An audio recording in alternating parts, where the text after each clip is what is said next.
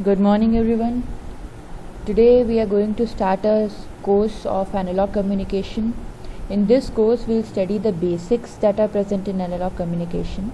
We'll try to complete this syllabus in such a way that it can help you in your examination of BTech, and it will help you to understand what is analog communication, various techniques and scopes of this syllabus entirely on your BTech syllabus. And we'll also discuss a few important topics or a few important questions that you may get in case of GATE exam, NET exam, and any other such competitive exams. Okay, so we'll start analog communication. Okay, so let us move to introduction first. Okay, see, this introduction basically tells you a bit about analog communication. Whenever we are talking about electronics is consisting of three fields. There are three fields that are present in case of electronics. One is computer, other one is communication, and the third one is control. Okay, computer is the most recent field of electronics, and communication is the oldest field of electronics. Okay, so like I'm talking to you right now, this is a means of communication. If you're talking to your mother, if you're talking to your friends, if you're talking to anybody, that is what is communication is all about. Okay, communication is basically the transfer of information from two or more points. Okay, any technique which helps in the transfer of information is said to be as communication. Okay, you must have heard in your English that there are few things called as verbal communication and non-verbal communication. Okay, so anything which will help you to get an idea what the other person is saying, whether it is by signs or eye movements or by words, by talking to the person, whatever, everything is called as communication. Okay, this information that is transferred in a communication, this can be a voice signal, television picture, computer data, or any other form of electronic information. Okay, if you're seeing something on your TV, the video that you're seeing, it is also transmitted by communication, it is also a communication. Okay, so any other electronic information that is transmitted in form of a data, in form of computer data or voice or television pictures or anything, is said to be as information. Okay, so long back, what was happening, long back when we did not have telegrams, telephones, mobile phones, we had nothing. So that time, whatever we used to do, we used to talk. Okay, communication was possible only when the person is standing in front of you or when the person is within the audible range of you. Okay, you were not able to talk from a person who was very far away from you. It was difficult because your voice cannot move to a longer distance, right? So for that reason, communication was over long distance was a problem long time back. Okay, so if you must have seen Mahabharata or some other old mythological series, you know that whenever an enemy attack used to happen in a particular region, they used to blow horns or they used to wave a flag or they used to light the lamp to tell everything is okay or we are under attack, something like that. Game of Thrones is a very good example. One horn was rangers returning, two horns were for those wild people, and three were for white walkers.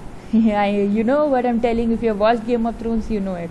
Okay, so these were the mediums that were adopted in order to have long communication, in order to have communication over a long distance, like blowing of horns. It was decided that if you are blowing a horn for 2 times or 3 times, this is a particular reason for 2 times and this reason is for 3 times. So by this process, the communication was taking place over long distance long back. Okay, but later written communication started taking place. You write something in your letter and you hand it to a messenger. The messenger carries the message, and the time taken for the message to deliver and for you to receive back the confirmation was very long. So that was the kind of long distance communication. But later in the late 19th century, telegraph and telephone was discovered. The moment telegraph and telephone was discovered, there was a revolution taking place in long distance communication. Now with the help of telegraph or telephone, long distance communication could take place within a matter of minutes. Okay, so this was a very major evolution or very major thing that happened in case of 19th century. Okay, now the basic elements in communication system, pay attention to this topic, it is important. So whenever communication is taking place, there are a few basic elements that you have to look towards in communication. Okay, the first one is information source. This one over here, it is information source. So if you are communicating something, you are communicating a message, right? So for that message, it is essential that there must be some information, otherwise what we will communicate. So the message that has to be conveyed is said to be as information source. The second one is transmitter.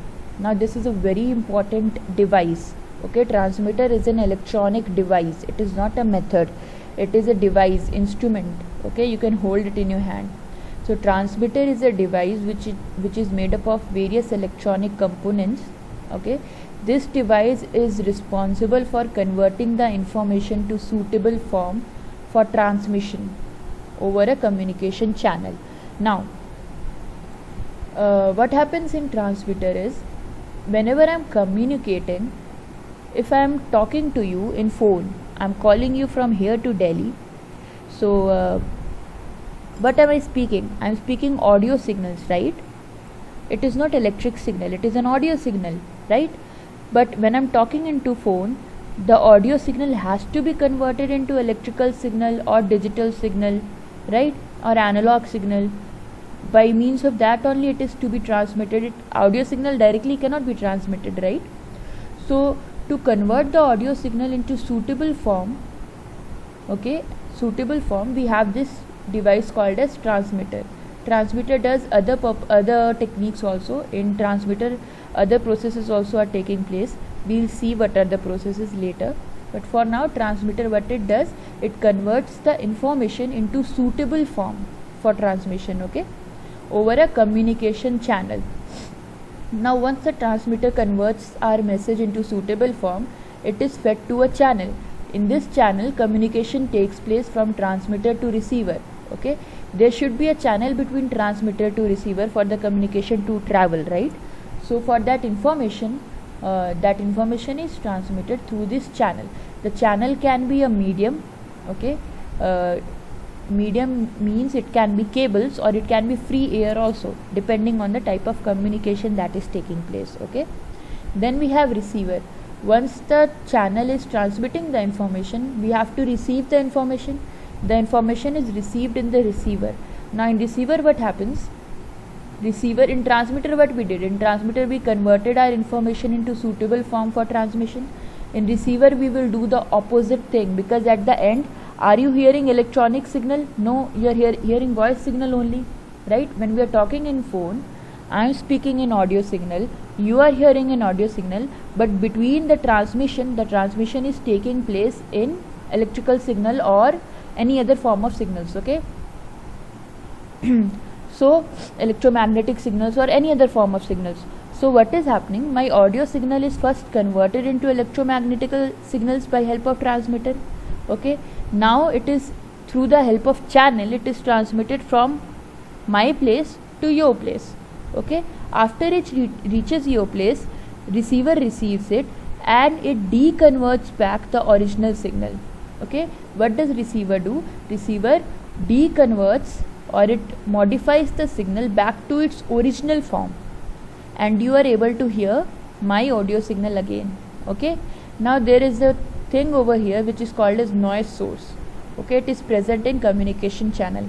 Whenever the information is transmitted from the transmitter to the receiver through a channel, noise is added to it.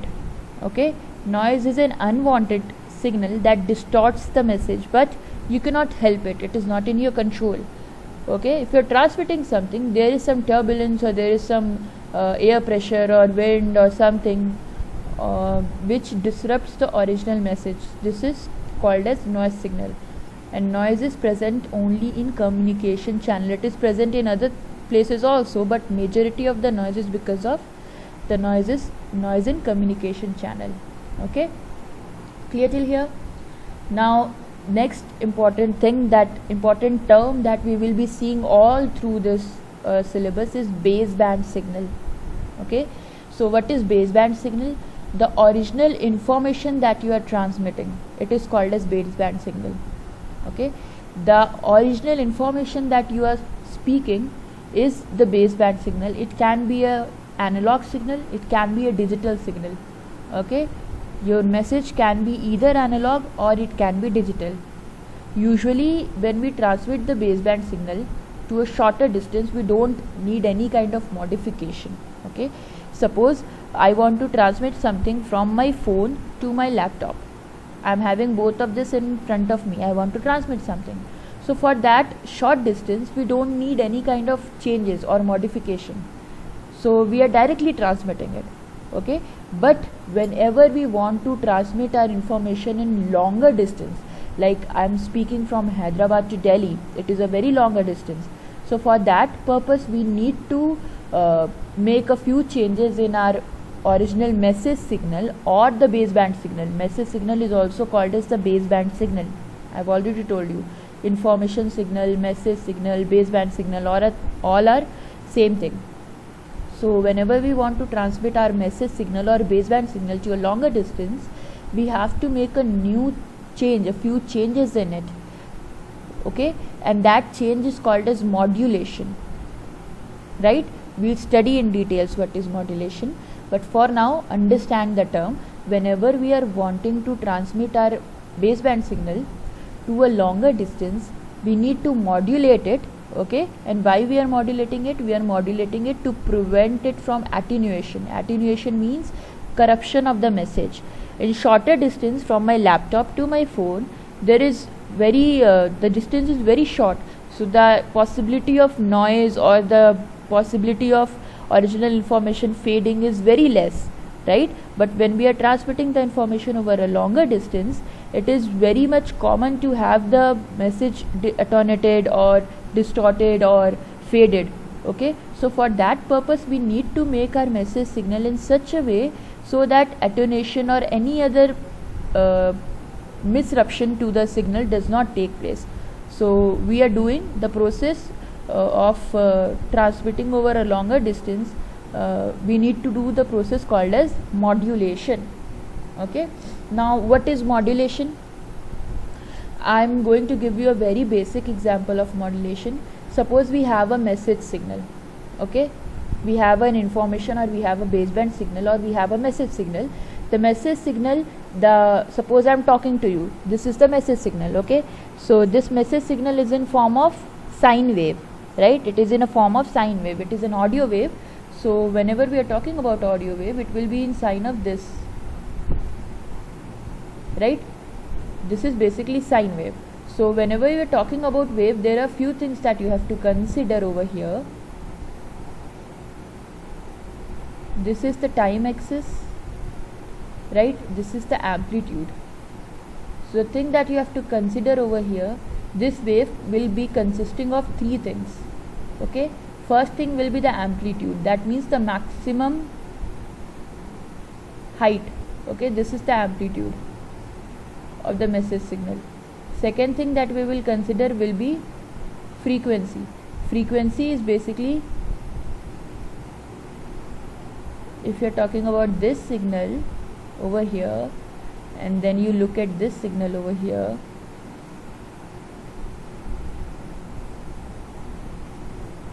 okay, so what is frequency? Frequency is if the signal is completing its term in how much time. Okay, this is starting from here, it is going high, it is going low, after low it is coming back here, then again this particular thing is repeated, right? Again this particular block is repeated, high, then low, then again back here. So this particular block is repeated again and again, right?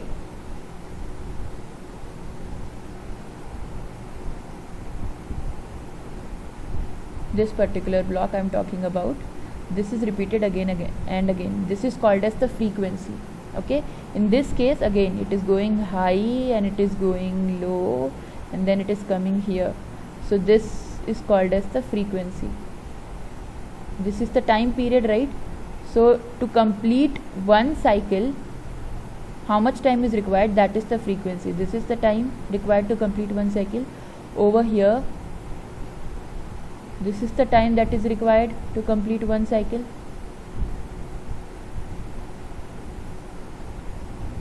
Right? So frequency is nothing but it is 1 by time period. Okay, so it is inversely proportional. So from this we can see that the less the time period, the more the frequency.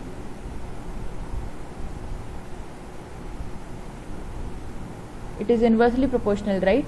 So we can see if the time period is less, the frequency will be more. If the time period is more, the frequency will be less.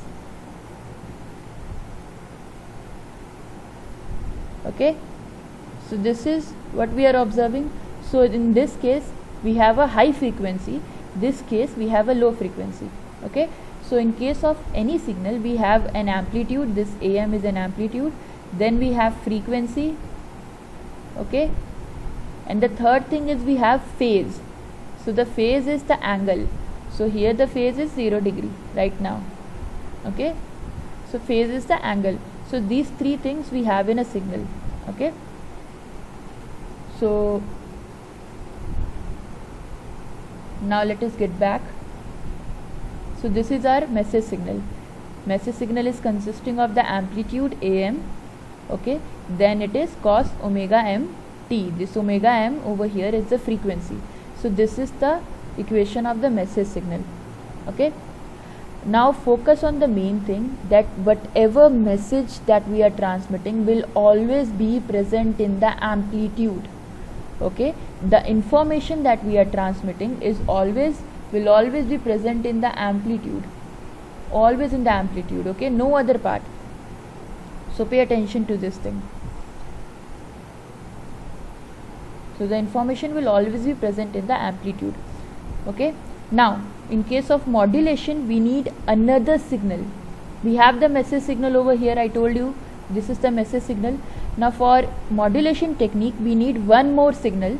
This signal will help to carry the message signal to a longer distance. Okay, now a very good example I am telling you. If you have a stone, suppose you have a paper. Okay, you have a paper, you want to throw the paper from this distance to this distance. Okay, you will throw the paper, it will fall somewhere here because of low frequency. So what you do, you take a rock, you wrap the paper around that rock and you throw it, then it will travel to the distance. Same thing is happening in case of this signal. This is the message signal. Message signal is a low frequency signal. Okay, it is a low frequency signal. So when we want to transmit it over a larger distance, we are not able to do it. Okay, so what we are doing, we are wrapping this message signal in another signal. Okay, we are taking another signal and we are wrapping this message signal in this signal, another signal, and we are transmitting it. So this another signal is called as carrier signal. Okay, carrier signal because it carries the information or it carries the message. So it is called as carrier signal. Okay, and carrier signal is a high frequency signal. You know what is high frequency and no frequency, I told you just now. So this carrier signal is a high frequency signal. It helps to transmit the message signal from one place to another. Okay, now the carrier signal is given by Ct is equal to AC cos omega Ct. Okay, this is the equation of carrier signal. Okay, where AC is the amplitude of it and omega c is the frequency of it. Now carrier signal will have high frequency, so omega c will always be greater than omega m. Okay, this is omega m, frequency of message signal. This is omega c, frequency of carrier signal. So the frequency of carrier signal will always be greater than the frequency of message signal. Okay, so when we are modulating it, we are changing the properties of carrier signal with respect to the message signal. Okay, pay attention to this particular statement over here. It is very important. We are not changing the message signal, we are not touching the message signal. Whatever changes that we have to do, we are doing that in the carrier signal. Okay, so we are making a few changes in the carrier signal and we are transmitting it by combining it with the message signal. Okay, this is what modulation is. So the lecture has been up to 20 minutes. So from next topic we'll end the lecture over here and we'll start the next lecture in the next topic in the next lecture. Okay.